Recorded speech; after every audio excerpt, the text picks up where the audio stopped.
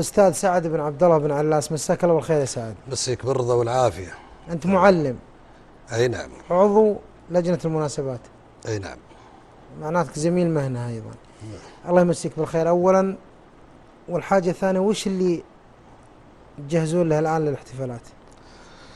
الرحمن الرحيم. أول شيء بهذه المناسبة الغالية على كل مواطن، ذكرى توحيد المملكة العربية السعودية اليوم 83 أو للعام 83، نرفع أسمى آيات التهاني والتبريكات لمقام الوالد القائد خادم الحرمين الشريفين الملك عبد الله بن عبد العزيز، وولي عهده الأمين الأمير سلمان بن عبد العزيز، والنائب الثاني رئيس مجلس الوزراء الأمير مقرم بن عبد العزيز، والأمير المنطقة الشرقية صاحب السمو الملكي الأمير سعود بن نايف، ولنائبه الأمير جلوي بن عبد العزيز مساعد، ولكافة الأسرة الكريمة ولكافة الشعب السعودي النبيل بمناسبة اليوم الوطني الغالي على قلوب الجميع.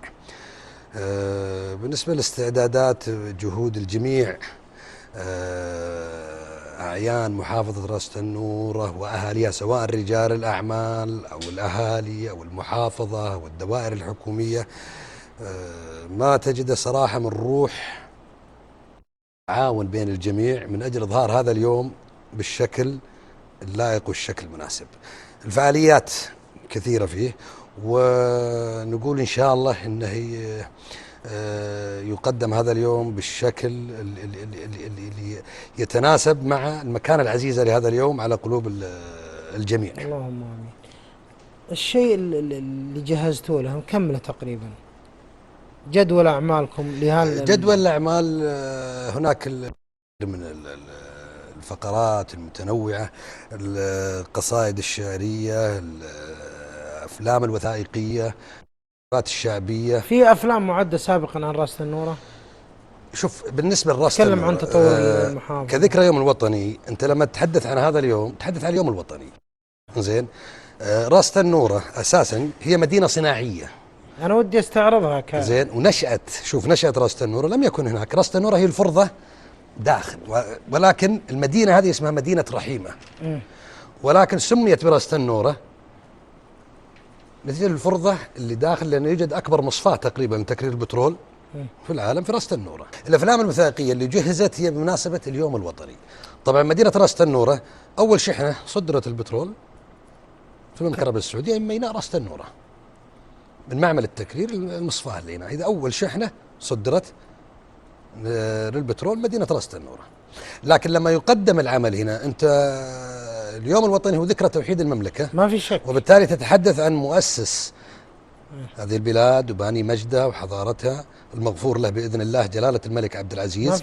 ولا بد أن الأفلام الوثائقية اللي يعدت تتعرض لهذا الجانب ولتطور المملكة العربية السعودية خلال الفترة 83 سنة. إيش كانت وإيش كنا وإيش أصبحنا من كافة بس المجالات. نتكلم عن المحافظة كجزء منها، المحافظة النقلة اللي تمت. شوف، هو يدمج بشكل مبسط ولكن ليس الكل. تدخل المحافظة بشكل جزئي، ولكن الهدف الأكبر هو اليوم الوطني. طيب أنت كم لك في التدريس؟ 24 سنة. بدايتك كلها في راس تنورة؟ أي نعم. يعني ما درست قبل؟ لا أنا مواليد المدينة هنا. طيب كم كان في مدرسة يوم بديت؟ شوف، أول مدرسة يوجد مدرسة واحدة ابتدائية أنشأتها أرامكو، اللي هي مدرسة رحيمة الأولى، والآن اللي هي العلاء بن الحضرمي. إيه، كبنيان أنشأت عام أظن على ما أعتقد 1378 هجري. ثم أنشأت مدرسة عمر بن عبد العزيز 1380 أو 81، كلها ابتدائية. وأنشأت في نفس السنة مدرسة رحيمة المتوسطة. بالنسبة لمدرسة العلاء أو رحيمة الأولى ورحيمة المتوسطة أنشأتها أرامكو. حلو. تصميم أرامكو. أرامكو لها يد طويلة في مجال التعليم، في مدارس اللي أنشأتها، بالإضافة إلى جهود الدولة في المدارس اللي أنشأت سواء للبنين أو البنات، بحكم أن المدينة مدينة صناعية. يعني المدينة هنا كان تقريبا أنا أقول لك 90 أو 95% من سكان هذه المدينة عمال شركة أرامكو، موظفين في شركة أرامكو من سكان المدينة هنا. طيب ما يتعلق بالبنات؟ كيف؟ مدارس البنات. مدارس البنات أنشئت كذلك. هذه المدرسة تبعد أنا شوي مدرسة في فترة قريبة ولا بينهن؟ كيف؟ في فترة قريبة ولا بينهن؟ لا في نفس شوف التعليم البنات نعرف انه يدخل تقريبا اظن البداية 1378 هجري كأول مدرسة أنشئت أظن في الرياض على ما أعتقد 1300، وبالتالي 1381 أو 82 أنشئت هنا في راس تنورة مدرسة رحيمة الأولى للبنات، وأنشأتها الدولة بمساعدة أرامكو. حلو. اللي هي ما زالت تحت إشراف أو صيانة، طبعا تتبع وزارة التربية والتعليم في تعيين المعلمات في تسجيل الطلاب، ولكن الصيانة إلى الآن مدارس أرامكو فقط، الصيانة على أرامكو. على أرامكو. أما جميع إجراءاتها التعيينات الإدارية والإشرافية والتعليمية طبعا وزارة التربية والتعليم، إلا الصيانة ما زالت إلى الآن تتبع شركة أرامكو. بيض الله وجهك. وجهك إن شاء الله. على الإيضاح ذي، وبناخذ نسخة لإدارة التعليم. دكتور عبد الرحمن مديرس. الله يعطيك العافية. معنا أيضا حسين بن ناجي آل سعد، مساك الله بالخير. مساك الله بالنور طال. كيف الله عليك؟ مساك طيب. الله يسلمك إن شاء الله. طبعا أنت نشاط المعلم. نعم. متى تعينت في التعليم طال عمرك؟ قبل 20 سنة تقريبا، عام 15. ما شاء الله. عام 15. وين تعينت بالضبط؟ هنا في راس النور. نجران. نجران. نعم. في العريسة. لا بمحافظة بدر الجنوب. لأني أنا متعين في نجران في العريسة. جميل. في برك. ما شاء الله. ورحت بشوف مدرستي لقيتها شركة. كان طلعت فوق. وين راحت؟ قالوا والله جاء مبنى حكومي، قلت تدمرون معاقل التعليم تحطونها. لكن متى جيت راس النور بالضبط؟ قبل 16 سنة تقريبا. ما شاء الله. نعم. استقريت هنا. استقريت نعم. الوالد موجود هنا؟ لا الله يرحمه بنجران. أنا شو السر؟ ليش المكان عشق. نعم. له مسببات. نعم. طيب أنت الآن مشارك في لجنة المناسبات. نعم. المهمة المناطة فيك أو المطلوب منك؟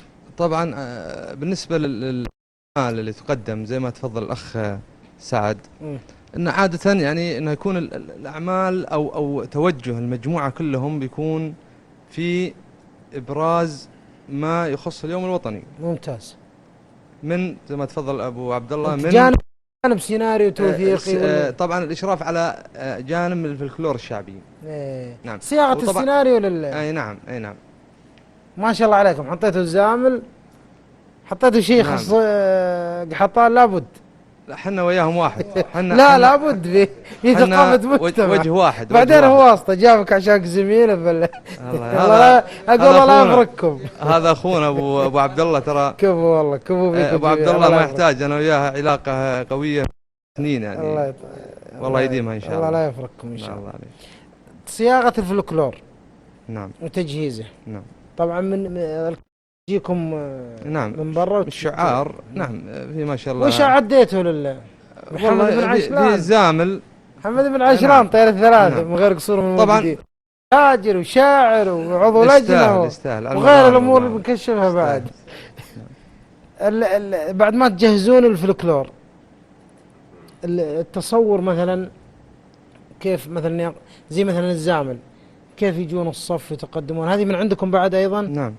هي اصلا شيء في دماء الشباب الموجودين يعني، ما تقول له شيء من سلمه وعوايده يعني سوي كذا سوي هذا الشغله الحديثه او الشيء الدخيل على المجتمع تقدر تسوي لها بروفه وتجهيز اما لا شيء بس انا قصدي الشكل اللي انتم تبغونه يقدم نعم قدام المحافظ. لابد يسوى عمليه بروفه قبل. نعم يعني انتم اعداد واخراج. اي نعم. وفي البروفه بتسوى قبل عشان المكان يعني زي ما تقول الانسجام مع المكان، الانسجام مع المكان المعد فيه الاحتفال هذا. ممتاز. اما كفلكلور نفسه يعتبر اصلا في دم الشخص اللي بيقوم بهذا بالمشاركه في هذا الجانب يعني. طبعا دخلتوا انتم الوان متعدده للاطياف الموجوده في اي نعم مثلا من الجنوب ومن الشمال. أكيد انا اللي سمعت ان دخلتوا سامري ودخلتوا زامل ودخلتوا حلوه جدا. نعم.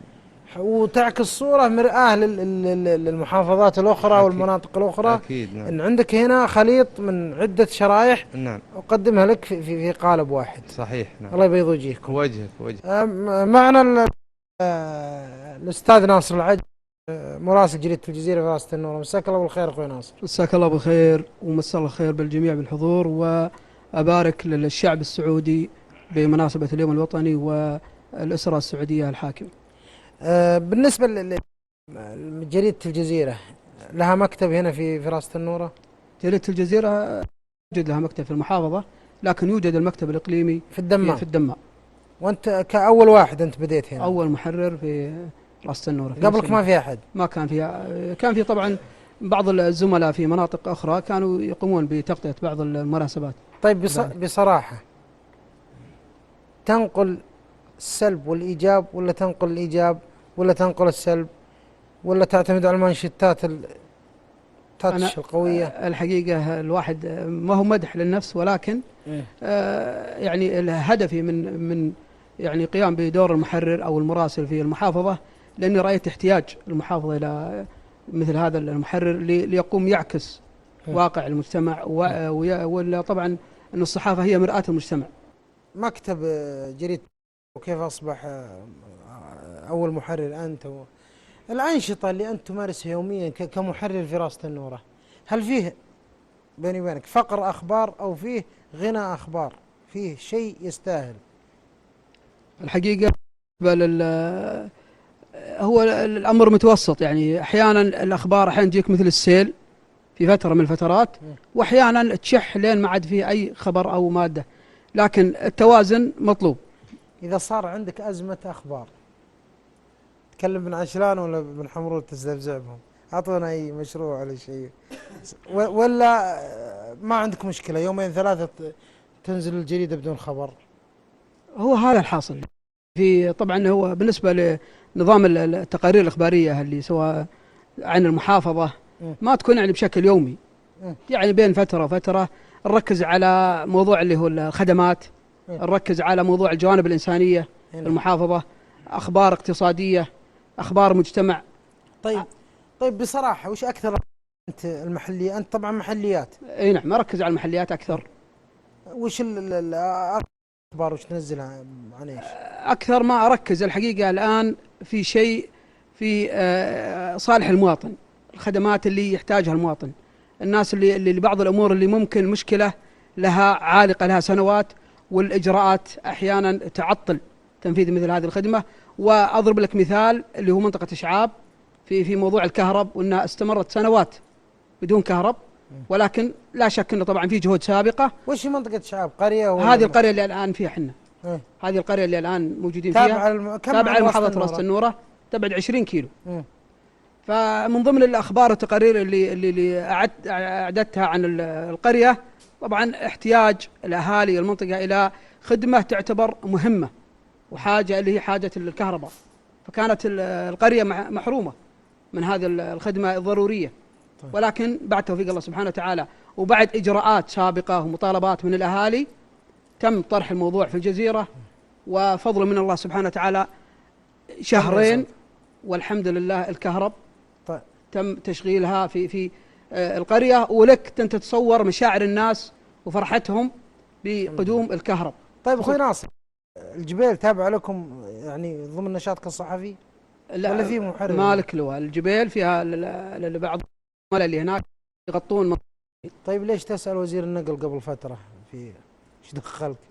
وزير النقل سؤالي له غرض في نفسك أنت يخص المحافظة. ممتاز، لأنه مثل ما قال كلنا يقرب حتى الجمر على قرصه. اي نعم، فأنا ركزت على هذا الموضوع لأن أولا طريق حيوي يهم المحافظة ويهمنا، وخصوصا اني من اول يعني ما اقول من اول من تطرق، لكن فيه ناس سبقوني، ولكن حرصت على تكرار هذا الموضوع لأهميته للمحافظة. طيب الفرق وش هو؟ مسافة يعني؟ هو أنت تعرف صفوة عن راسة النورة، صفوة مع الطريق العادي 16 كيلو، لكن الطريق اللي راح ينفذ بإذن الله واللي الآن بدأوا قطع شوط كبير من المراحل راح يخدم المحافظة بشكل كبير. 7 كيلو أظن.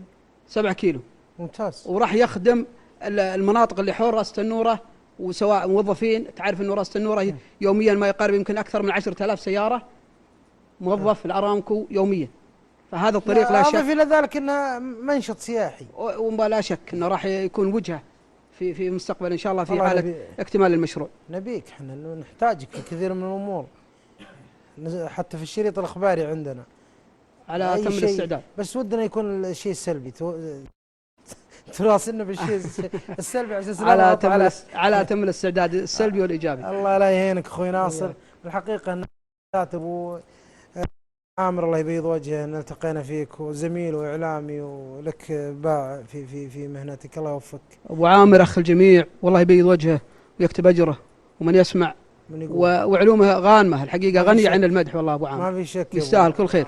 الله يبيض وجهك اخوي ناصر. وجهك ان شاء الله. معنا العوده الان، احنا نروح نرجع لرجال الاعمال. ليش؟ لانهم محرك النهضه، محرك النشاط، هذه محرك، ويشاركون في كثير من الأمور. لو أن الكثير من المواطنين يشتكون من مساهمتهم في غلاء الأسعار، في رفع المشاريع. معنا أيضا أعمال محمد بن منصور، متخصص أو مهنته في مجال المقاولات. الله يمسيك بالخير أخوي. الله يمسيك بالنور وسلم. ودنا تعرفنا في مجال نشاطك اللي أنت تشتغله. أول حاجة نرفع أسماء آيات التبريك والتهاني إلى مقام مولاي خادم الحرمين الشريفين، وإلى سمو ولي عهده، وإلى الأمين سمو الأمير مقرن النائب الثاني، وإلى الأسرة الحاكمة، وإلى الشعب السعودي الوفي الكريم. بهذا اليوم الحقيقة اللي نفتخر فيه حنا أبناء الوطن، لا شك فيه، وهو يوم الوطن. أما بالنسبة لي أنا كمواطن، كنت من أبناء منطقة نجران، وجيت أبحث عن عمل في المنطقة الشرقية في الدمام، وأنا ذاك كان عمري 15 سنة. ما شاء الله. اي والله. هلا الحقيقة عام 1495 1395 يعني 75 ميلاد. كان في ذاك الوقت ما أعرف حد في منطقة الدمام، وأنا جيت مع التكاسي حول 60. الله حول 60 عمري تقريبا. الله يضرك، كف حولك وحول عليك ان شاء الله. ما يجيك الا خير منه ان شاء الله. كنت المنطقة ما اعرف الا الشيخ صالح بن صنيج. بن صنيج دكتور رجال الاعمال، هو الان الجامعة حق رجال الاعمال هنا. كان هو الوحيد اللي متأهل ذاك الوقت من ربعنا اللي احنا نعرفهم وهلديرتنا، وبيض الله وجهه. كان مقصد جماعته وربعه، وهو من الرجال اللي كان حقيقة ملجأ للناس، وكان فاتح بيته حقيقة الشيخ صالح. ونعم كان عنده غرفتين ذاك الوقت، ومثل ما قال كان ساكن عن قصر في صندقة، وكانت عن قصر لأنه فاتح بيته للرجال اللي يشرون. كان هو في غرفة وحنا ربعه في غرفة. اسمت الحمد لله. ذاك الوقت كانت الدمام ما به دمام. في 1400 كانت منطقة حيين في الدمام اللي هو مدينة العمال، وكان بالبدو كان ذاك الوقت مهجور، ما فيه إلا صنادق وناس لا شغل ولا بنية تحتية ولا فيه إلا العافية. لكن الحمد لله مع مرور الوقت ومع مرور الزمن تطورت المدينة الحمد لله، وصارت فيها نهضة، وجاء الخير مع قدوم الملك خالد الله يرحمه، وبدأت النهضة. الحقيقة جيت في البداية وكنت مع المقاولين موظف دور رزق الله. اي والله. وفي النهاية توظفت أرامكو، التحقت بأرامكو في عام 81 1981. وش النشاط؟ كنت موظف، اشتغلت يعني سايق آليات رافعة من رافعات الكرانات هذه. كنا نشتغل، كنا أول ما اشتغلنا في معمل الغاز حق الجعيمة، ذا كنا مع مقاول مع شركة إيطالية، من اللي بنينا المصنع هذا. حتى أني أخذت في أرامكو تقريبا 23 سنة. الحمد لله في هذا المدة تطورنا ومشينا في مجال وظيفتنا وهذا، ولأن وصلنا إلى رئيس دائرة. إلى 24 عام 24 تقعدت في 1424 تقريبا، لي 8 سنوات الآن تقعد. والتحقت برجال الأعمال، شفنا رجال الأعمال اللي قدامنا ما شاء الله عليهم عينوا خير. الله والحمد لله. بدينا بداية يعني بسيطة ونحمد الله. احنا ما احنا من التجار ولا من المقاولين الكبار، لكن على ما قال ستر حال. اي والله كفو والله كفو. وش النشاط اللي انت مقاولات ايش؟ انا عندي مقاولات وتأجير معدات. مقاولات بدأت بنيان. بالمعدات ولا بالمقاولات؟ لا انا بديت بالمقاولات. ما شاء الله. مع مقاولات مواطنين، مع مواطنين نبني بيوت. في يعني حقيقة استفدت من دعم الوطن؟ ما استفدت في شيء، ما استفدت من ما قدمت عليه شيء، نحمد الله. ما كلها جهد ذاتي. كلها جهد ذاتي ونحمد الله في خير، نحمد الله ونشكر. الحمد لله. والآن عندك مشاريع؟ ما عندي مشاريع بالنسبة لي، أنا ما أخذت مشاريع من الدولة. أنا عندي تاجر معدات أجرها مع شركات وعمالها أبني يعني مباني. الله مباني من مواطنين. بس الشغل فيه شيء؟ والله ما به شيء، اللي به من مصلحة تأخذها السعودة. احنا بالنسبة لنا المقاولين يعني تأخذ من إذنها تحطها. الله نعم. زين. طيب الشيء اللي أنت يعني صراحة تقدر تطالب به كرجل أعمال متخصص في المقاولات، الشغل اللي هو على البنية التحتية. والله شوف يا طويل العمر، بالنسبة لنا حنا في البلد ذي فيها خير، ولكن البلد هذه غزاها المستثمر الأجنبي. ممتاز. واخذ نص الخير. ما أخذ نص الخير، أخذ الخير كله.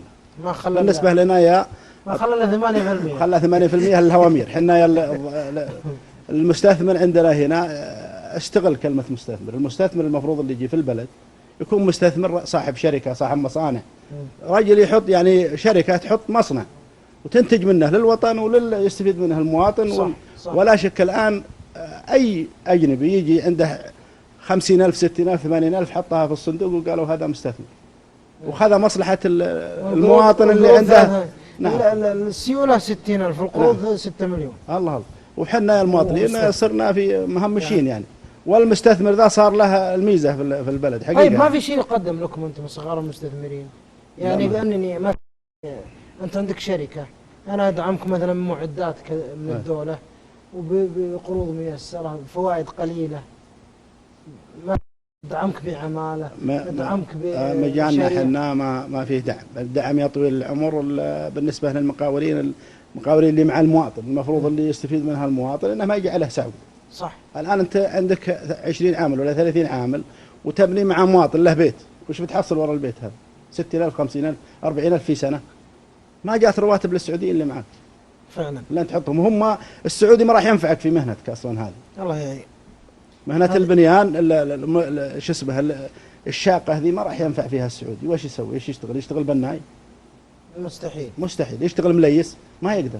لا ما حتى لو بغى يشتغل لازم مهنة. لازم عنده مهنة. حنا مجالنا ما فيه مهنة بالنسبة للسعودي يعني. وش بدك تقول لها راسة النورة بمناسبة اليوم؟ أقول راسة النورة بيض الله وجيههم، ونهنيهم حقيقة على تلاحمهم وعلى أخوتهم، ونهنيهم على هالمنطقة الطيبة اللي صراحة حنا عرفناها قبل 30 سنة، واليوم يعني تجي راسة النورة ما عاد تعرف انت راسة النورة. منطقة راقية بأهلها وسكانها الطيبين. الحمد لله. بيض الله وجهك وحنا الإضافة دي، وانتم بيض الله وجيهكم ووجيههم. ونشكركم انت يا قناة المرقاب على حضوركم وعلى تميزكم وعلى مشاركتكم في ونعدكم ان نكون معكم على طول. الله يبيض وجيهكم ان شاء الله في فعالياتكم وفي القادم كله. بيض الله وجيهكم. هدفنا انتم لا شيء اخر. معنا ايضا اعزائي المشاهدين معنا قميش آل دغرير احد رجال الاعمال ايضا في راسة النور. الله يمسيك بالخير اخوي قميش. الله يمسيك بالنور. وشلونك؟ خير الله يعافيك. بهالمناسبة وش ودك تقول؟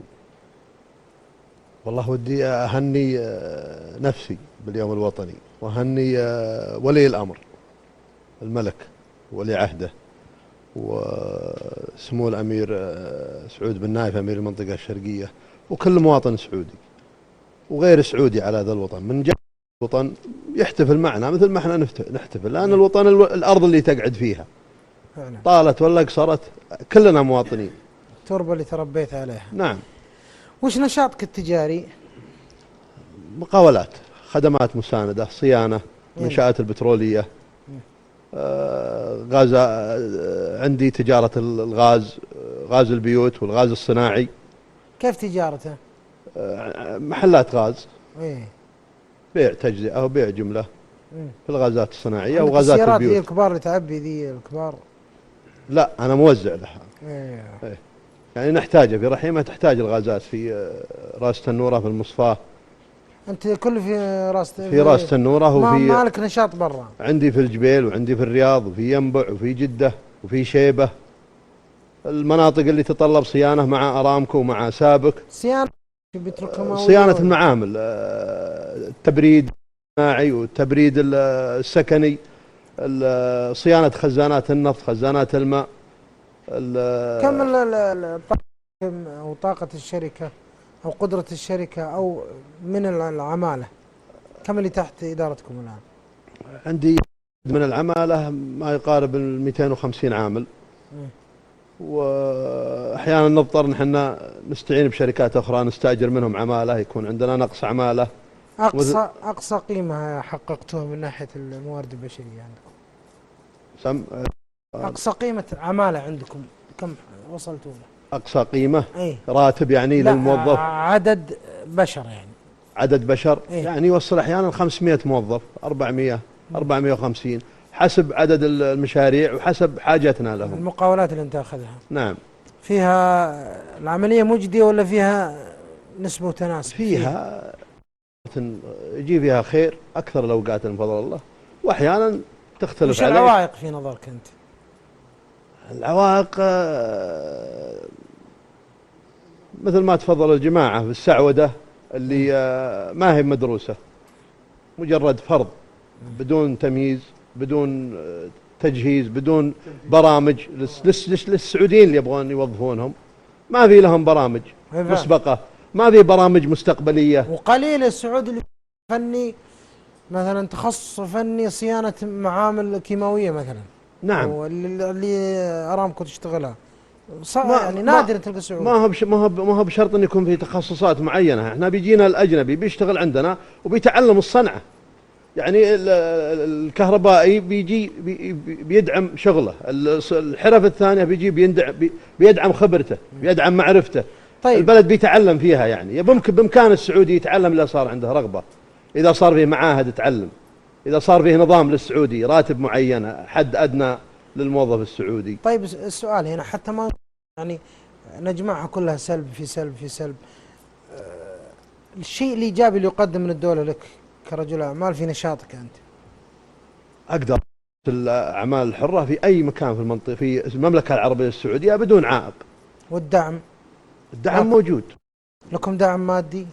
دعم مادي البنوك والأرباح اللي نوفرها من البنوك ذي ذاتية ما لها دخل في الدولة. لا الدولة ما تقدم لنا، ما تقدم لك يعني تقدم قروض صناعية بس انها تغطي يمكن المبتدئين، قروض تجارية والبرامج اللي عند الدولة. ما تعطيك قرض صناعي بعيد مدى 20 سنة 15 25؟ لا في نشاط ما احتجنا القروض هذه، وان احتجناها يمكن ما تخدم المجال اللي احنا يعني اللي توفرها الدولة المجالات معينة، بس المجالات اللي احنا نحتاجها. استوجب نشاط مثلا تمتلك قطعة أرض مثلا ايه وعطوك الدولة اشتريتها شاريها.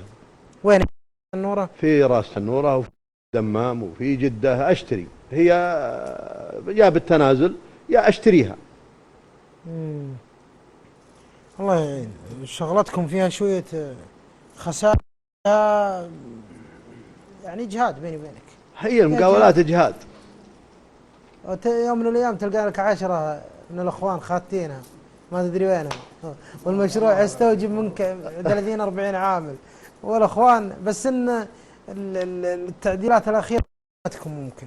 أي تعديلات من أي ناحية؟ الجوازات ممكن إنها أضافت لكم. وضع التصحيح كان، بس إنه ما بعد التصحيح إنه يكون فيه أنظمة بحيث إن العامل صاحب العمل يحتفظ بعمالته، يكون له فيه مرونة في تعديلهم، في تعديل في آلية في تعديلهم، تعديل مهنهم، في نقل كفالتهم، في استقطاب عمالة، يكون فيه مرونة شوي. الله يهينك، أبيض وجه، وإن شاء الله نستضيفك في حلقات قادمة بنجيكم ناخذ جولة في المسجد. الله محييكم. ونشوف الغاز كيف شغل. الله يحييكم يا مرحبا بكم. ساعة مباركة يا عالم. نبغى نغير الجو مع أحد ضيوفنا اللي هو حسين آل سرور. ننتقل للجانب الطبي، الجانب الاستثمار في المشاريع الصحية. الله يمسيك بالخير أخوي حسين. الله يمسيك بالرضا ومن يسمع. طبعا أنت رئيس مجلس إدارة شركة مهتمة بالنشاط الصحي والطبي والمستشفيات، صح كلامي ذا؟ والله صحيح. أنا دخلت في المجال هذا وبدايتي كمقاول في المنشآت الصناعية في أرامكو طول حياتي فيها. وقبلها خدمنا في السلك العسكري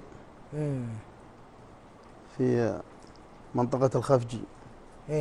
وجينا منها عام 90، ولكن بعد ما انتهت المهمة حقت عام 90 ميلادي طبعا. نعم، عام 1990 ميلادي، 1420 تقريبا، لما المشكلة غزو لا العراق على الكويت. ولكن بعد ما انتهت المشاكل جينا طبعا هنا. وش المحفز انك تدخل المجال هذا؟ بداية حياتي مستقبلي بدأ في أني أكون في السلك هذا بعد إنهاء الدراسة الثانوية وإنهاء الدبلوم العلوم العسكرية. ولكن في دمنا حنا وربعنا وجماعتنا المقاولات وكذا، فيما بعد دخلت في مجال مقاولات شركة مجموعة الأخدود. الحمد لله. واشتغلنا الأرامكو السعودية. أول شيء نفذنا مشاريع كبيرة، مشروع الدوحة 1، دوحة الظهران، من زفلة وأرصفة وإنارة شوارع. بداية دوحة 1 طبعا ذاك الوقت أنا ذاك مع الوالد مع والدي رحمة الله عليه، والدي من يسمع. ودني يوم بديت الحديث أعطيت مجال بس على أساس أهني الشعب السعودي وخادم الحرمين الشريفين بهذه المناسبة وبهذا اليوم العظيم على الجميع. خذ راحتك طال عمرك. واشتغلنا فيها. بعدها حسيت أن المقاولات هذه اللي احنا فيها زي ما تفضل الأخوان، تفضل فيها الأخ المهندس حمد بن حمرور علي أبو علي، تفضل فيها أخوي، تفضل الأخوان. بالنسبة للسلبيات وما السلبيات والمقاولات عرفناها كلها. دخلت في مجال أحاول أني اللي هو الصحة. وش اللي اشتغلت في الصحة؟ الصحة أنا عندي شركات سلامتك الطبية. سلسلتها تبدأ من راس سلسلتها تبدأ من منطقة صفوة حي أرامكو، بدايتها من هناك، وجديد فيها حقيقة. وكنت قديم فيها في راس النورة، عملتها الوالد لي عمي صالح بن سرور، مستوصف التعافي الطبي، ومن ثم انتقل إلى شركة أخرى دار التعافي الأستاذ فهد وسليمان التميمي. بعدها عشقت المجال هذا للتطوير وليس للمصلحة فقط. صحيح ما حد يحج إلا يبغى المغفرة، ولكن للتطوير لما ينفع البلد فعلا. المستشفيات من أول هنا كانت في رأس النورة يعني ضعيفة جدا، ما في يعني كوادر، حتى الكوادر الطبية ما في، كلهم أجانب.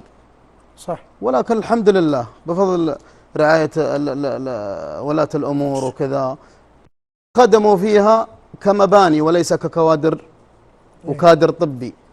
للأسف كادر طبي ما عندنا كادر طبي. يعني بعد ما استلم الوزير دكتور عبد الله الربيعة الحمد لله في تحسن، ولكن تحسننا إلى الآن نقدر نقول إن شاء الله تحسن طيب حقيقة. طيب أنت عام، تخصصي عام، وفي دراسة الآن مقدمينها للدولة لعل وعسى إن شاء الله أنها توافق عليها. أرض كبيرة تقريبا حول 200 ألف متر مربع، وراح تكون مدينة سلامتك الطبية، وفيها خدمات كبيرة للبلد، تخدم الجبيل، تخدم راس، تخدم صفوة، تخدم لوج، تخدم أم الساهك، تخدم المنطقة يعني المنطقة الشرقية بكل صراحة. والمكان المكان المقترح على طريق الهايوي، طريق الجبيل الدمام، والمرتبط بتقاطع راس النورة صفوة لوجام أم الساهك. ممتاز. وموقع يخدم حتى اللي جاي من الكويت. ممتاز. لأنه طريق دولي هذا. أبو حدرية. نعم. راح تكون مدينة طبية متكاملة فيها خدمات كثيرة لدرجة أنها تخدم حتى ذوي الاحتياجات الخاصة. ممتاز. تخدم كبار السن، تخدم ناس كثير يعني في البلد، وإن شاء الله الدولة تدعم فيها. طبعا أنا لا أقدر لوحدي طبعا، ولكن اللي أقدر أسويها أني إن شاء الله أعمله، وقدم طيب دراسة جدوى كبيرة. نعرف أن وزارة الصحة والتعاون مع وزارة التجارة أو وزارة المالية في تدعم المشاريع الطبية. نعم تدعم، الوزارة تدعم المشاريع ومبالغ طائلة. نعم تدرس المشروع، وإذا شافت فيه منفعة للمواطن. قدمت أنت ورق شيء؟ والله قدمنا ورق، وفي صدد تقديم ورق أخرى لدراستها بشكل يعني كبير، لأن أنا جايبها من الدراسة هذه مرتبها وحضرتها في لندن. كنت في لندن مع مريض، يعني المريض هذا احتاروا فيه ورحنا هناك وعالجنا وكذا وزانت صحته، ورجعنا هنا بعد فترة من الزمن اختارها الله سبحانه وتعالى. الله يغفر. وهناك تعرف المجالات الطبية والأسلوب الطبي تغير كل شيء. أنا رجعت لهم في موعد، بس في موعد الشخص معي سألوني عن المريض هذا، ما نسوا عنه. كان في فلوس، مبلغ في الفاتورة تعدت يعني حوالي 600 ألف ريال بكل صراحة. عندنا في راس النور الحمد لله صار فيها مستشفى عام كبير خدم البلد، ولكن لا يخفاك أن فيه الموظفين، المهندسين، المقتدرين، المقاولين. الواحد يبغى يعالج ابنه مثلا في مستشفى خاص، ليس لحاجة أو لعلاج أحسن أو كذا، كل الكوادر الطبية يخفف الضغط، يترك مجال للمواطن اللي ما يقدر. نعم إنه يعني لازم يكون فيه حلو جدا زين. فهذا الحمد لله هذا الشيء حاصل يعني في البلد. هذه من ناحية الصحة الحمد لله في تطور إن شاء الله، ونلتمس أكثر. ومهما وصلنا نلتمس أكثر بعد، لأن احنا إن شاء الله في بلد عزيز رفيع المقام. أتمنى الحاكم الإداري أن الشعب يوصل إلى مستوى المرموق. الله يوفقكم يا الجميع. أخوي. وعندنا نقطة بالنسبة لراس النورة ودي أتكلم عنها، اللي هي السكن. يعني أحب أبشرك الحاضرين اللي يسكنون ملك 25%، و75% لا يملكون بيوت. ما شاء الله. كم وصل العقار هنا بالمتر وبالقطعة؟ ما عاد تقدر تمثل الشرقية سوا. كورنيش الخبر زي كورنيش راس النورة. العقار في نهوض وغلاء. السكني طال عمرك كانوا مقدمين كلهم من حياة شيباننا وجداننا على القروض السكنية في المملكة العربية السعودية وفي الهجر وفي المناطق النائية وفي كل مكان والمدن. وكان القرض تعرف 250 ألف. القرض يقعد له طال عمرك حوالي 30 سنة ويسكن، ما تدري من هو اللي يسكن، من عيالك ولا عيال عيالك. والشاي بيكون قد باع الأرض لأنه محتاج أو تدين عشان يسوي شغل لعياله. فلما يجي القرض ما عاد يلقون فيه أرض عشان يبنونها. يقوم المسكين هذا علشان يستفيد هالقرض يبيعه الشخص مقتدر.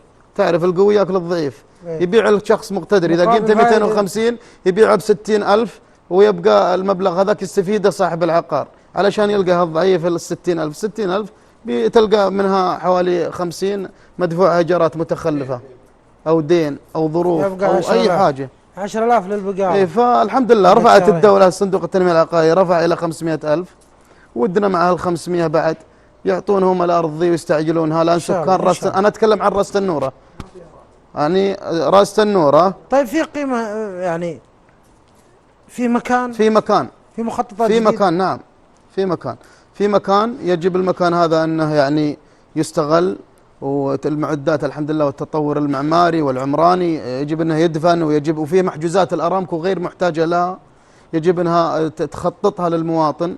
يعطى أرض مع القرض يا أخي، خله ما يتورط إلا في التشطيب، ما عليه يدبر روحه. لا يشتغل شغل تب. لا يشتغل تب، يشتغل أبدا يسكن عظم تأسيس. لا صار فيه بزبوز يجيب ما في مشكلة، بس يعيش المواطن إن شاء الله الخير مقبل، والخير إن شاء الله مقبل.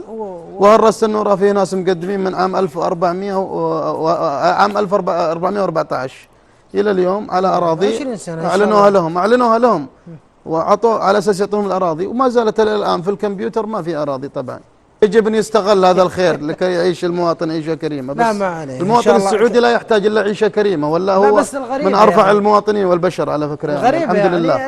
اللي مسألة أني أقدم مثلا أبغى سكن و30 سنة وش استفيد منه؟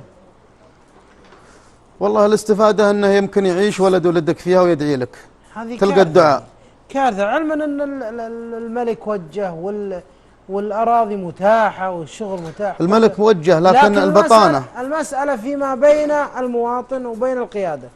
لا، المسألة أن المواطن يا طويل العمر ومن يسمع، المواطن رجل كريم ويعطي حليم إلى درجة أنه يبغى يحصل على الشيء، فيجب من هذا الموجهة له الأوامر، والحاكم الإداري سامح له ومعطيه التصريح باتخاذ القرارات الصحيحة وأريحية المواطن، يجب أنه ينظر لها من أمام الله، أمام الله لكي يحظى بالآخرة، لا أمامه إلا خيارين، يا جنة يا نار. صح.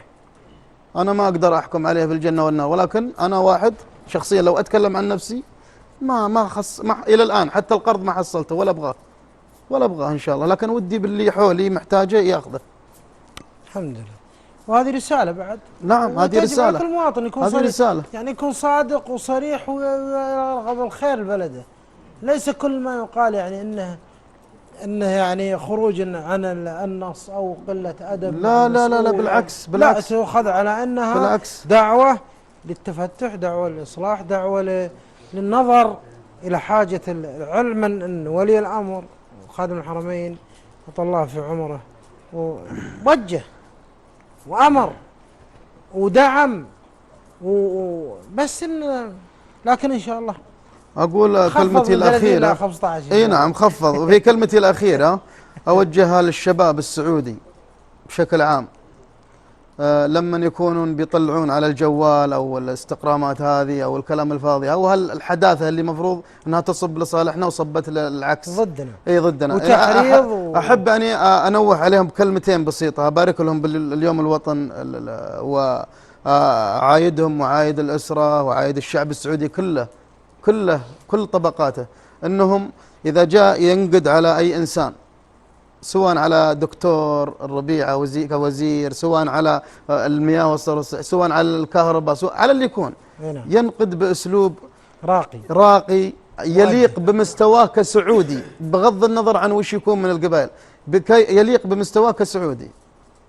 هذا اللي أحب أعلق فيه، إنه يعني يجب أن نتوعى أكثر. حنا في وقت يعني ما هو بسيط. الله لا يهينك أخوي حسين، والله يوفقك في مجالك إن شاء الله. الجميع إن شاء الله. إن شاء الله إن شاء الله حنا بنتوفق الكبيرة في دعم المشاريع الصحية إن شاء الله. نتمنى ذلك. الله يجزاك خير. صغير الحيدر، الله يمسيك بالخير أخوي صغير. وأنت بالخير ورضا.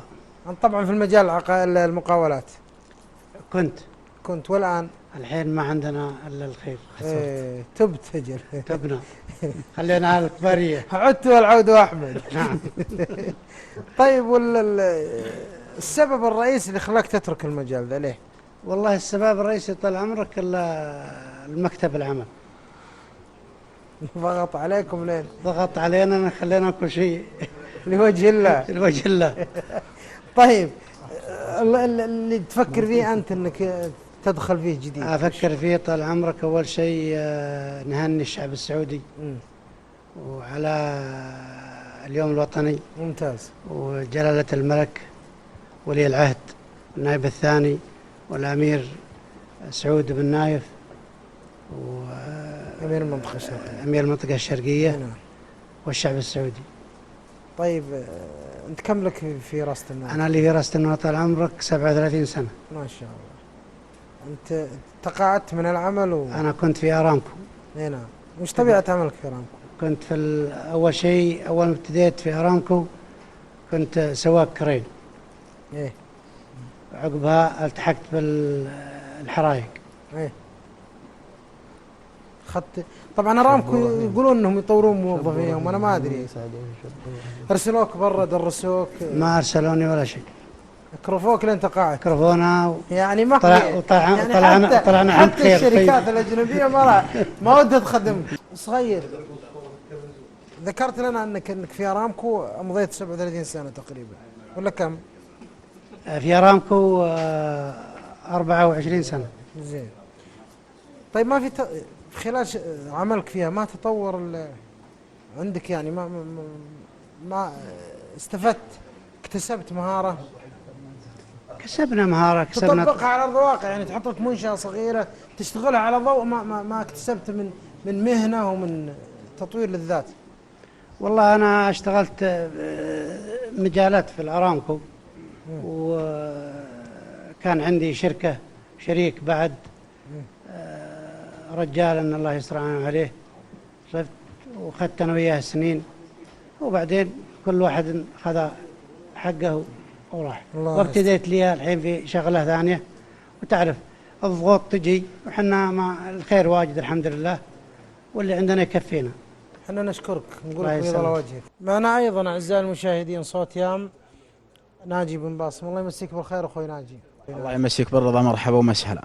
الحقيقه ان طال عمرك سعداء بتواجدك عند اخونا بن عشلان، ويا مرحبا والله. الله يبقيك ويعافيك ويعافي ذا الوجه الطيبه.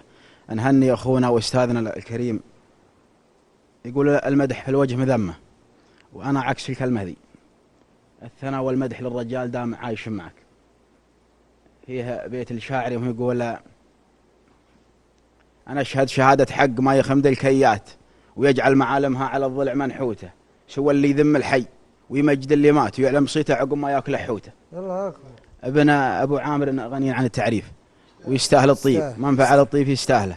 نشكر قناه المرقاب، ونقول لكم مرحبا ومسهلا في بيت اخونا العزيز الغالي. الله يطول عمرك. بالنسبه لليوم الوطني، فانا اهني الاسره الحاكمه، ونهني الشعب الوفي، ونقول لهم كل عام وانتم بخير الجميع. الله يطول عمرك. المشاركه من كلمات الشاعر حمد بن عشلان غني عن التعريف. ونعم ابو عامر. في لحن هام ما يحضرني ابو عامر. يا لا لا لا يا لا لا لا يا لا لا يا لا لا يا لا لا لا يا لا لا لا يا لا لا يا لا لا. عد من زار المدينة ومال البيت حاج، وعد من يسعى ويطاف ويصلي بها. انت عز المملكة والملك عراس تاج، ابو متعب هو ذرى الدار ساعة ريبها. سمعني صوتك انا فداك. محمد وسلمان درع الوطن دونه سياج، ليتها والليل ذم قام يقنب ذيبها. والامير سعود امير لنا طلق الحجاج، منطقتنا في قدومه تفاح بطيبها. وجل ويرعى المكارم لا بالاحتياج، حاجتك لو يصيبه لزوم يجيبها. وحنا عادها بربي لما صار ازدواج، القبايل يا مبعودها تبيبها. القبايل يا مبعودها تبيبها. القبايل يا مبعودها تبيبها. وسلامتكم. بيض الله وجهك. صح والله ما خبيت عليكم شيء، لكن ظرفي الصحي ما سمحني. محمد بن مجهل الحارث. مساك الله بالخير يا محمد. الخير والعافيه. طبعا الحارث بوجه عام، ولا على ما قال من غير قصور في الحاضرين، عندهم اهتمام بالجانب الشعبي. ايش السر؟ محمد عبد الله الحارث في جمعيه الثقافه والفنون سابقا في نجران، واحمد الحارث منسق تعرفهم جيدا. إيه. وانت شاعر. والله طول العمر ما ادري صراحه. في من شبانكم الاولين شعار؟ في شعار، نعم، واجد واجدين ما شاء الله. والشيء ذا موجود عند الرجال ايام كلهم. ما شاء الله. بس ما ادري السر ان الحارث يعني مختلفين فيهم يعني. لا نتكلم في تردد الاسم، 3 أو 4 من الحارث اهتمامهم شيء معين. يمكن مجرد صدفه يمكن. على العموم الله يبيض وجهك، وجهك ودنا طال عمرك المشاركه بهالمناسبه. اول شيء الله او اي مشاركه تراها. اول شيء الله يمسيكم بالخير جميع. الله يمسيك. نرحب بالنيابه عن ابو عامر الله يطول بعمره. وبالنيابه عن آل عشلان كلهم نرحب بقناه المرقاب. الله يطول عمره. في محلهم طبعا. والشيء الثاني بالنسبه للمناسبه، لا شك ان اليوم الوطني عزيز على قلوبنا جميع. وعزيز على قلوب جميع الشعب يعني، ونهنيهم. احب اهني خادم الحرمين الشريفين وهني الحكومة كاملة، وهني الشعب كافة. وصراحة عندي بيتين بشارك فيها قصيرة، واعتذر قصرها حقيقة لأن الضيق الوقت يعني. خذ راحتك طبعا. مع أن الوطن يعني من فوق الشعر ومن فوق التعبير. والشعور موجود، الله لا يهينك. يقول يا موطني يلي عن أوطانهم غير، يا موطني يا موطن العز والخير، يلي غلاتك داخلي ما لها حد، وفي وصفها خانت جميع التعابير. الشعر في مدحك حروفه عظيمة، وابياته ووزنه وقافيته غير. الشعر ما يوصف غلاك وسموك، لكن يعبر عن محبة وتقدير. وإذا دعانا واجبك يا وطننا لبيه ثم لبيه من دون تأخير. حنا قبايل يام حنا جنودك، وابشر بنا عند الليال المعاسير. كفو عليك زود. حنا قبايل يام حنا جنودك، وابشر بنا عند الليال المعاسير. أرواحنا وأموالنا فدوة لك، في رفعتك ترخص ولحن مخاسير. من دون عزك نحتمي ونتثنى، ونارد على حوض المنايا طوابير. سلامتكم. صح لسانك، بيض الله وجهك. الله يبيض وجهك اخوي عبد الله، اخوي محمد عفوا. معنا الشاعر المعروف عبد الله بن شوصة، مساك الله بالخير. طبعا مساك الله بالنور والسرور، مسا الجميع بالخير. بهالمناسبة ودنا ناخذ انطباعك وبعدين مشاركتك، الله يحييك. والله أول شيء طال عمرك، فأحب أبارك للكل والجميع، سواء مقيمين أو مواطنين، لأن المقيمين حتى في هذا الوطن شملهم خيره وعاشوا منه واستفادوا حتى ممكن في بلدانهم الأخرى. وأما احنا أبناء الوطن هذه الفرحة ما نقول مثل الفرض، ولكن مثل الواجب علينا كرد جزء الجمايل وطننا علينا. صحيح. ولو البعض ما استفاد، ولكن إن شاء الله القادم أجمل. أحب أهني مليكنا وأمير منطقتنا بعد ولي العهد والنائب الثاني وكل العائلة المالكة وكل قبائل يام، وإن شاء الله أنها على العهد وعلى الوفاء اللي بينها وبين حكامها. وكما عودتنا وعندنا كلمة احنا يقولون لا فينا في الجاهلية جبان ولا في الإسلام إرهابي. هذه الشيخ سمعان الله يرحمه. وإن شاء الله نحن على الولا والعهد. كفو والله كفو. بالنسبة للمشاركة، أنا والله عندي قصيدة وطنية وأعطيتها المنشد راشد بن صالح، ولكن الشعر طال عمرك على ما قال ما سوق إلا في المجالس. أنا بعطيكم قصيدة عندي اجتماعية وإن شاء الله أنها تحوز على رضاكم. تفضل الله يطول. يقول كل شيء تبتديه احسب حساب له نهاية، وما حلا والله لمنه جاك بل مسك الختامي.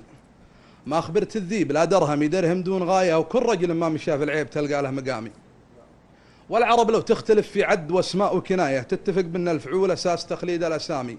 والمراجل هضبة من حط له في الراس راية، فاز بالسمعة وقولة نعم من ربع وعمامي. المراجل دربها ما فيها بد فرض الكفاية، من قعد عن دربها يلحقها من قعدها ملامي. فيها فقير النفس يا من تعشق انظمت الجباية، حشا من عندي تاخذ الجودة ولا رديتها والحلق ضامي. دام ما شفتك وانا من لطم وقتي صرت تايه، وشبيبك دامني في خير واعيش بسلام. يجعل مثلك ما يخاويني ولا يبقى معاي. العوض في خوتك خوة الطحاطيح انكرامي شرى من عندي. شراك الطيب فغطر فيها فكرتي غني على عودي وناية. هل وتر قلبي وخلى العقل يختار الكلام. يتنقى من بساتين التماثيل بعناية، والهزايل في المجالس لا تباع ولا تسامي. والقوافي موهبة والموهبة غير الهواية، واكثر الشعار تعشق في الشعر طرق الغرامي. والمديح ومن مدح له نذل في سلمي جناية، لو القيفان المدايح شرع واحكام ونظامي. والفخر يعني انتمائك والولاية، ودام جاء طار الفخر يكفيني ان الجد يامي. كفو مالك زود. ودام جاء طال الفخر يكفيني ان الجد يامي. الشعر كذبه، واذا تبغى الدليل اعطيك آية. كل شاعر يبني الكذبه يبني الفكره على كذبه وهيامي. ما يكوده لو بغى باريس في سبت العلاية، ويقدر ان يخلي المسكين في الشده اهمامي. مختصر قولي وطاب الختم من بعد البدايه، العنب القيفان لا جدون فعلنا فزحامي. كم كريم ما معه في الشعر نهج ولا دعايه، وتجدد سيرته بالطيب عام بعد عامي. طلق يمنه ما يحب الكذب ودروب العشايه، شيخ عرف مثل صقر في سم المعروف حامي. دامني في البيت الاول قلت كل شيء له نهايه، والله ان الشطر ذا الهاي السابق ختام. سلام عليكم. والله وجهك والله وجهك.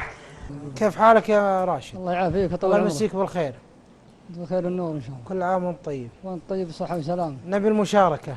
والله خاشمي ابو ناجي كتب قصيده وطلبني اشلها، قلنا العنجيك ابو ناجي في الوطن ويستاهل الوطن والحضور نفده. بيض الله وجهك.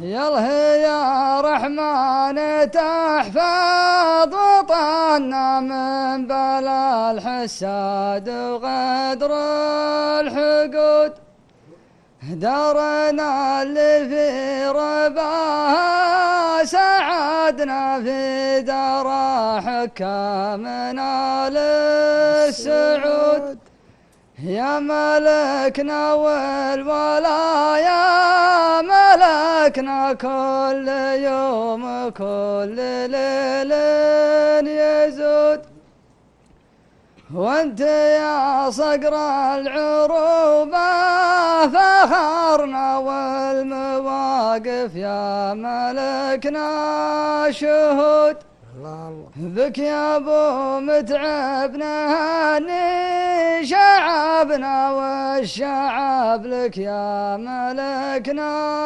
جنود، والله ما ننكث ونخلف عهدنا كون تحيا قوم عاد وثمود، وانزمت الايام يا كف قهدنا مرحبا بالموت دون الحدود، رحمه من وفانا وقفنا عند بن عشلان جمع وفود، تنقل المرقى بساعات فرحنا والحفل تجديد حب وعهود. وسلامتكم. صح لسانك بيض الله، صح لسانك بنشوصه وبيض الله وجهك، الله يبيض وجهكم. في الختام معزبنا ما شاء الله عليك يا ابو عامر، الله يبيض وجهك، شاعر رجل اعمال وعضو لجنة المناسبات في محافظة راس تنورة، ما شاء الله عليك، ما خليته ولا بقيت، الله لا يضرك ويجعل ان شاء الله هذا طال عمرك من برك بهذا الوطن وهذه الارض الطاهرة. في البداية وش ودك تشارك فيه من ناحية التهنئة أهل الوطن؟ أول شيء فالله يحيي الجميع، أرحب قناة المرقاب ممثلة في شخصك الكريم وفي الحضور. أما بالنسبة لليوم الوطني فهذا يوم عزيز على قلوب المواطنين جميع ويوم غالي، والحقيقة مهما قدمنا لهذا الوطن لا نعطيه حقه. أما بالنسبة للمشاركة أو بتطرق في قولة رجل أعمال وشاعر وعضو مجلس مناسبات، الحقيقة أن الرجل يطمع في كل حاجة ويجعل طمعنا وإياكم في الدين إن شاء الله، وهذا من فضل الله. أسمت أنا فعلا عضو مجلس في المجلس المناسبات في راس تنورة، وهذا عمل شرفي أسمت، ونقدم كل ما نقدر فيه لخدمة هذا الوطن الغالي. وبالنسبة بكوني رجل أعمال فأنا رجل أعمال على قد، على ما يقول على قد حالي، ومجال عملي مقاولات عامة وتأجير معدات وخدمات عقارية، ونحمد الله ونشكره. جيت في هذه المنطقة في راس تنورة من يمكن تقريبا 30 سنة، موظف قبل أن أكون رجل أعمال، والتحقت بعمل رجل الأعمال، والله أعطانا وإياكم خير ونحمد الله ونشكره على كل حال. ويزودك ويزود اللهم آمين. المشاركة المشاركة حقيقة أنا عندي مشاركة في اليوم الوطني يوم الاثنين القادم، ولا بعدني بحافظها، ولكن تستاهلون وتستاهل قناة المرقاب. نحن طلع قبل الحفل نعم عشان ما حد يسبقنا عليه. نعم أبد. فأقول لجل حب الوطن شاركت في يوم الوطن بالذات، مشاعر شاعر لأجل الوطن يصخر الجزلات، بيوت الشعر في مجد الوطن ترقى على القمة، لأن القاف يفخر ويتنومس وابرك الساعات. وطن وطن واغلى وطن، هذا الوطن أرواحنا تفداه، نزل فيه الوحي وخصها الله بعظم الآيات. وطننا قبلة للمسلمين وللعدل، نبراس وعلمنا راية التوحيد دايم تعتل الرايات. ووحد صفنا عبد العزيز موحد الدولة وجمع شمل الجزيرة بعد ما كانت خلا وشتات. ووحد صفنا عبد العزيز ووحد الدولة وجمع شمل الجزيرة بعد ما كانت خلا واشتات، ووحدها الإمام بوقت كل طامع فيها. هذا عبد العزيز اللي فعولها ما تريد إثبات، ومن عهده إلى عهد المليك والشعب في نعمه أبو متعب ذر الدولة إلى من شبت الغارات، ومن عهده إلى عهد الملك والشعب في نعمه أبو متعب ذر الدولة إلى من شبت الغارات. أبو متعب ملكنا راعي الوقفة سديد الراي مجير المستجير اللي نخاه ويطلب الفزعات، نخاه اللي شكا جور الزمان وما الكرسية، ولولا فزعة الله وأبو متعب كان كل شفات. يا شباب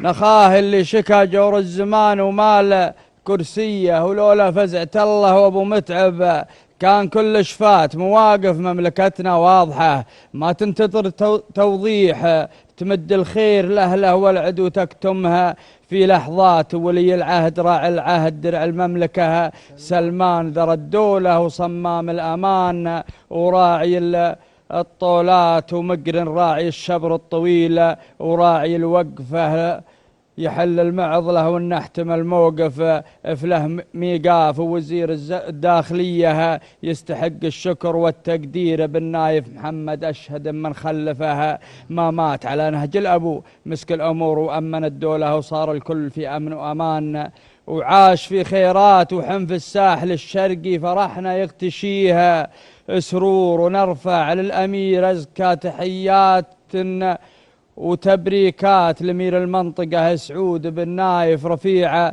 الشان، جهوده واضحة في المنطقة ومروض الصعبات إلى جاه المواطي يشتكي جور الزمان الشين طلع يضحك حجاجه بعد ما هو يشتكي الآهات. واللي قلت جلوي هذا الأمير اللي نومسنا جمع كل الأمور الغانمة ووافي الخصلات، وأنا في راس تنورها حيي من حضر ذا الليل على راس المحافظ والشيوخ اللي لهم عادات، ومن ساهم بدهم المهرجان الشكر له مثني ورحيمة تفتخر برجالها اللي قدموا إنجازات. وأنا باسم الجميع أبشكرك يا محمد أبو ديم حافظنا على ما قدمها دعما وتوجيهات. وانا قبل ترى اليامي قبل ختم الكلام برشرح المضمون، ترى المضمون تجديد الولاء لملوكنا بالذات.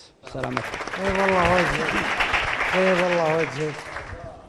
وفي الختام نقول وش الاستعدادات النهائية قبل انطلاق والله الاستعدادات النهائية قبل انطلاقة اليوم الوطني على تحقيق على قدم وساق. فيه هناك برنامج حفل متكامل، فقرات شعبية، عروض مرئية، قصائد شعرية، حقيقة مهرجان حنا باذلين كل جهد وإن شاء الله أنه يرضي الجميع. وسوف إن شاء الله يكون منقول عبر قناة الثقافية وقناة الصحراء، ونعد إن شاء الله قناة المرقاب. حنا اللي نعدكم إن شاء الله في فعاليات الصيف أن نكون معكم، نكون من ضمن المساهمين في مهرجان راس تنورة للصيف باللي تبونه، برامج حتى لو تبونه طال عمرك ندفع معكم ندفع. يا مال السلامة. هذا الهدف نصيبكم ووفاكم حقيقة الوصول لأكبر قدر ممكن من الجمهور من الرجال اللي شرواكم، وتدخل مرقاب في بيوتكم يشوفونها رجال مطليق مثلكم. شرواك الطيب. نشكرك على الاحتفاء، نشكرك على الاستقبال، نشكرك على كل شيء. بيض وجهك. الله يبيض وجهك والله يجمل حالك. وانا حقيقه ما قدمت شيء الا بجهود اخواني وربعي وبني عمي. وحقيقه حنا في راس تنوره كلمه اخيره بقولها، نعتبر كبيت واحد، فنتميز راس تنوره باشياء قد يمكن تفقدها المحافظات الاخرى، وهي التواصل بيننا. لما تدخل في مجلس تلقى هذا يامي وهذا قحطاني وهذا عتيبي وهذا من كل القبائل، كلنا يعرف الثاني، جيران واهل وربع. وهذه تحسب لكم، وهذه نقطة رائعة جدا. حقيقة نشكر برضو رؤساء الدوائر الحكومية على ما يقدمونه تجاه المواطنين في راس تنورة، في مكاتبهم فاتحة ويتقبلونا بكل صدر ورحب على راس المحافظ وأشكر قناة المرقاب الشكر الجزيل، وأشكر الأخ سلطان النفيعي وشخصكم الكريم، وأشكر الأخوان اللي حضروا الموجودين جميع. ولو ودنا بعض الشعراء حقيقة شاركونا الليلة، لكن احنا ما ندري عن ظروفهم، في عضو إن شاء الله في القادم الجايين مهرجان صيف راسة النور إن شاء الله.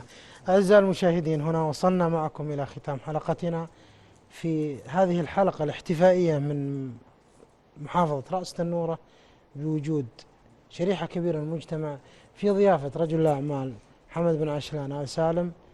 وابقوا معنا إن شاء الله في مهرجانات وفعاليات واحتفالات رأس النورة وبقية محافظات هذه البلاد الطاهرة النقية. أستودعكم الله وتصبحون على خير.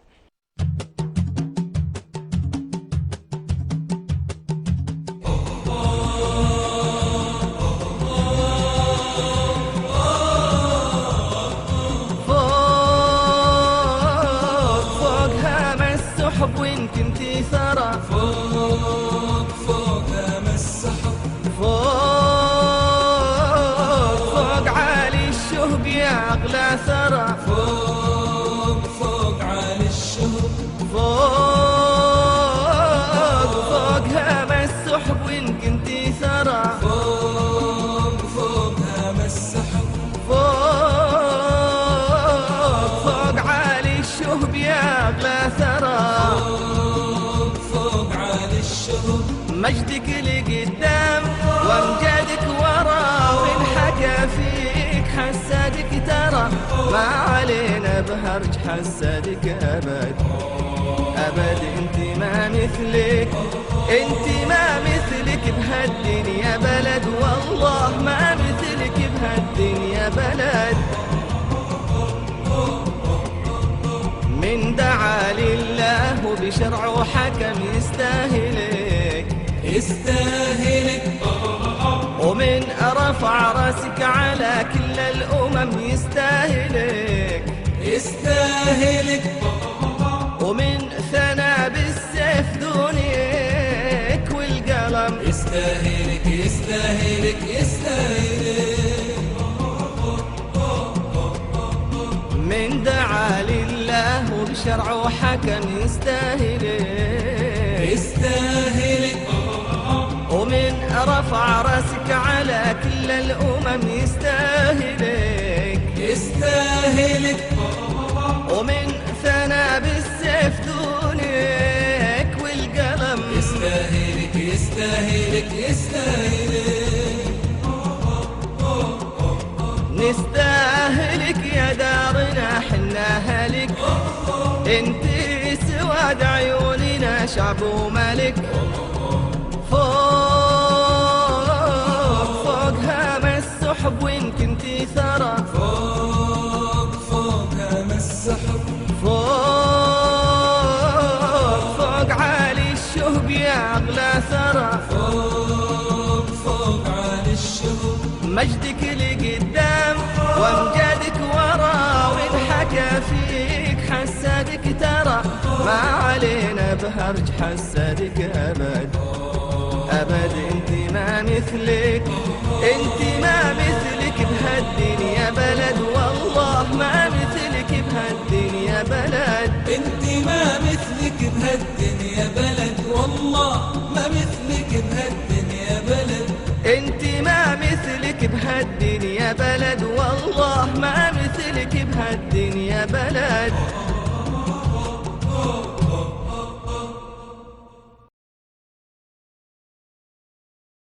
يا دار لا انتي ولا هان راعيك يا دار لا انتي ولا هان راعيك ولهان شعب كرم راية الدين ولهان شعب كرم راية الدين حبوا كرامة دارنا اليوم نحميه حبوا كرامة دارنا اليوم نحميه ونروي ترابك من دمانا مباهين ونروي ترابك من دمانا مباهين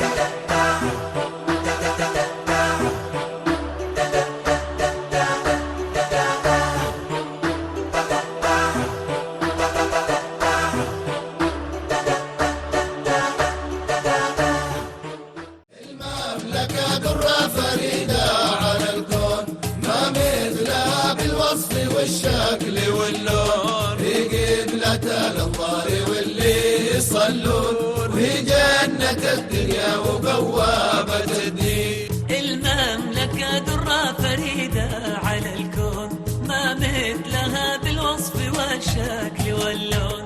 المملكة درة فريدة على الكون، ما مثلها بالوصف والشكل واللون، هي قبلة الأنظار واللي يصلون، هي